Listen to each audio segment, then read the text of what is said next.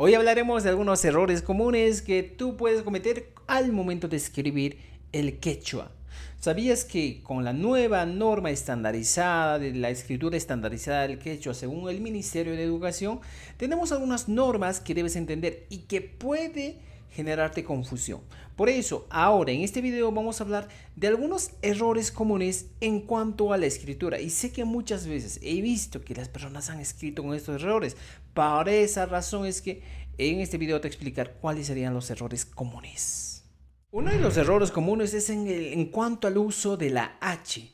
Muchos dicen que la H se utiliza en el quechua. Sí se utiliza, se trabaja la H, se usa. Pero hay algo interesante. Muchas personas no saben cuándo escribir con H y cuándo con la J y cuándo con la Q. Entonces, veamos, atentos. Una regla muy interesante del uso de la H es que siempre vamos a encontrar en un término cuando escribimos en una palabra al inicio, al medio y nunca al final. Siempre esa es la estructura de la H. Pero en este caso, muchas veces estoy seguro que muchas personas empezaron a escribir, ¿ya? Empezaron a escribir una palabra, pero mira, fíjate, yo te muestro aquí, jucha, jucha, y la forma correcta sería jucha, que vendría a ser falta, pecado, culpa. Por ejemplo, no puedes escribir con la Q, tampoco con la J. Recordarte que la J no se utiliza en el quechua sureño. Segunda, la forma correcta es hatun. ¿Y cuáles son las formas incorrectas? Muchas veces he escuchado, por ejemplo, hatun o katun, diría en este caso. Atún, como el atún. Hatun con J, tampoco existe.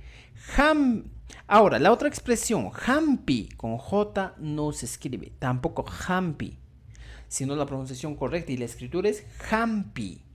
Luego tenemos también otra expresión, hawapi, escucha bien, hawapi.